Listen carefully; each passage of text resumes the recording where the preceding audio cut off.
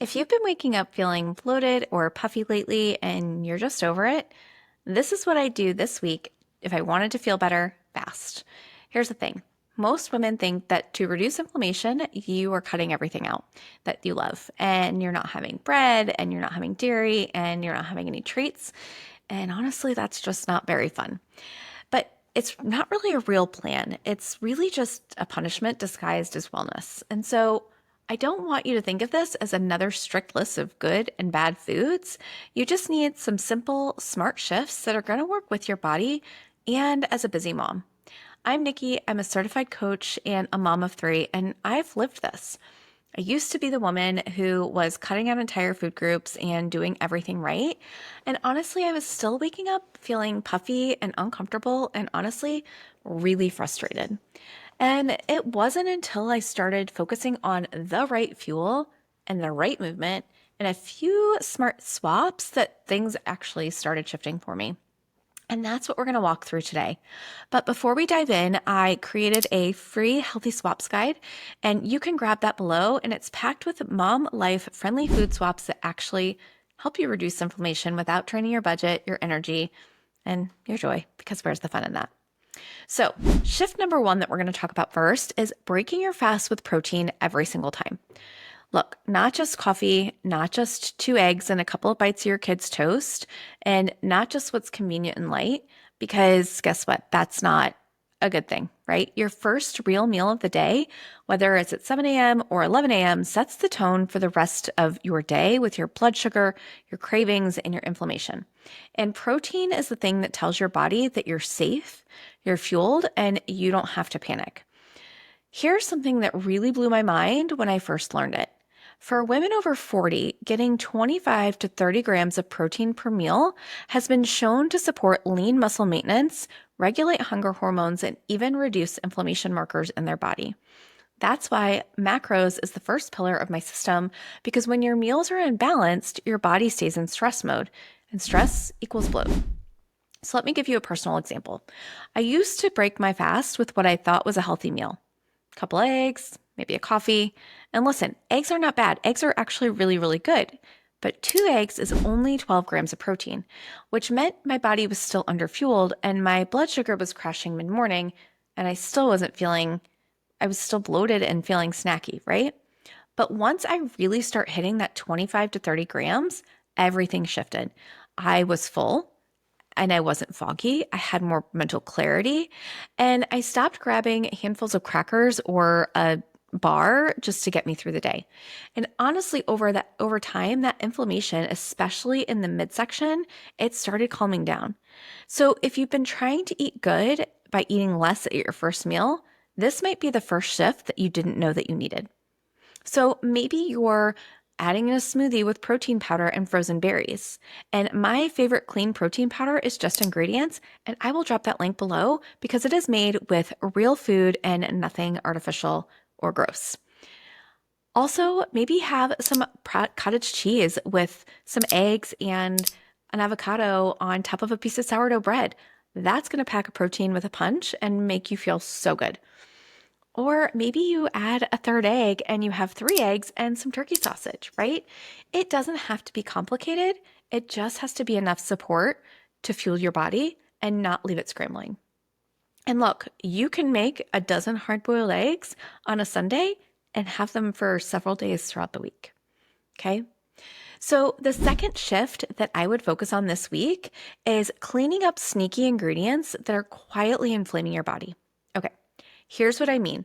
So you're probably trying to eat healthy. You may or may not know how to read labels, and you're grabbing at better options at the store.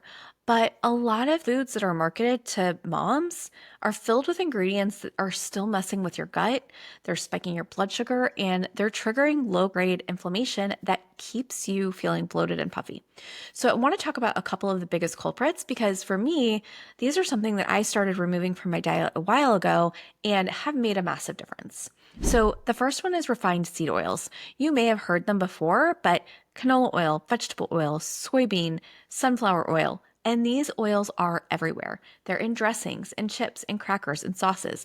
They're cheap, they're shelf stable, but they are highly inflammatory. And they throw off your omega balance, your stress cells, and they leave you feeling just sluggish and gross. Okay. And they're in so many of our processed foods.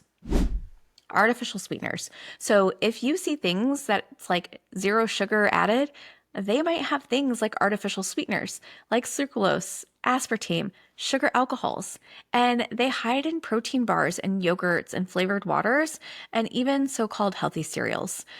But honestly, they really do mess with your gut bacteria and your digestion, which can lead to bloating and constipation, or that just gross feeling, even when you feel like you're eating something that's light. And another one is ultra processed health foods. Okay. These are the bars and the shakes and the low fat snacks, the high protein cereals that sound good, but usually are filled with fillers like gums and additives and natural flavors. And your body doesn't recognize the food. So, my rule of thumb is if you don't know what an ingredient is, that ingredient probably doesn't know what's in your body, right? Your body doesn't recognize it either. So, if you want to feel less bloated, you're going to want to start by swapping out some of these ingredients that are going to support your hormones, your gut, and your metabolism. So, let me give you a couple of real life examples that we use in our family. Instead of the creamy light salad dressings that are loaded with canola oil and sugar, if you want, you can use companies like Primal Kitchen or Tessemae's, or honestly, it's so easy just to make your own olive oil and lemon vinaigrette. It takes like 30 seconds. Instead of using the flavored yogurt, so flavored yogurt can have so much added sugar because you're using fake fruit or you're using syrups, right, that are all sugar. Use some plain Greek yogurt and add some real berries and maybe just a drizzle of honey. And that's going to give you so much more bang for your buck from a protein standpoint. And honey is going to be a good carb, right? And the berries are going to have real fiber in them. So you want to have food that is going to make you feel better. And instead of those 100 calorie snack packs or protein bars with 28 ingredients, because there are so many protein bars that are marketed as healthy, you want to choose something that's so much more simple, right? Maybe it's if you want a protein bar, there are bars out there that are super healthy and clean, like Scout Organic. I will drop that link below. Or maybe you just have like a Chomps bar, right? And a Chomps bar is a great meat that you can have and it's shelf stable. You can put it in your bag and it's good grass-fed meat. Maybe you have some nuts or some apples. It's simple, but it's balanced and you're not going to get that crash after. And look, I know it's so overwhelming when you first start looking at labels. It's why I created the Healthy Swaps Guide. It's something that I wish I would have had to help me understand some of the biggest red flags out there when I was looking at labels and marketing. And it gives you the clear mom-friendly options out there for snacks and meals and some grocery staples that aren't going to leave you bloated or stressed out. And I don't want you to have to change everything all at once. So you can download it below and it might help you start feeling better, just like one small swap at a time. Okay, shift number 3. This one is going to feel very maybe easy or like, oh, I should know this.